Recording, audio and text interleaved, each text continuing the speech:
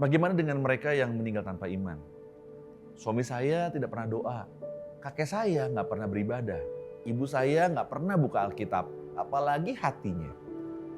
Bagaimana dengan orang yang tidak pernah percaya? Bagaimana kita tahu bahwa ia benar-benar tidak percaya? Siapa di antara kita yang mengetahui pikiran terakhir seseorang? Siapa di antara kita yang tahu apa yang terjadi di saat-saat terakhir hidupnya? Apakah saudara yakin tidak ada doa yang terucap? Kekekalan dapat membuat lutut yang paling angkuh pun bertekuk.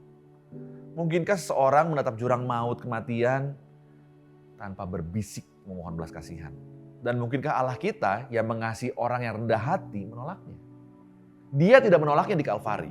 Pengakuan dari penjahat di kayu salib adalah pengakuan pertama sekaligus terakhirnya.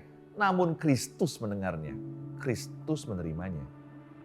Mungkin saudara tidak pernah mendengar orang yang saudara kasihi mengaku percaya pada Kristus. Tapi siapa yang bisa memastikan Kristus tidak mendengarnya? Kita tidak tahu pikiran jiwa yang sedang sekarat. Tapi kita tahu ini. Kita tahu Allah kita adalah Allah yang baik. Dan Ia tidak menghendaki seorang pun binasa. Melainkan supaya semua orang berbalik dan bertobat. Ia menginginkan orang yang saudara kasihi itu berada di surga. Bahkan lebih daripada saudara menginginkannya. Dan biasanya apa yang Ia kehendaki Ia pasti akan dapatkan. Hari ini jangan sampai tunggu detik terakhir.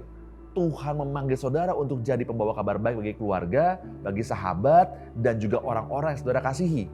Beranilah untuk bicara tentang Kristus dan jangan lelah untuk doakan mereka supaya mereka bisa beroleh keselamatan sebelum terlambat.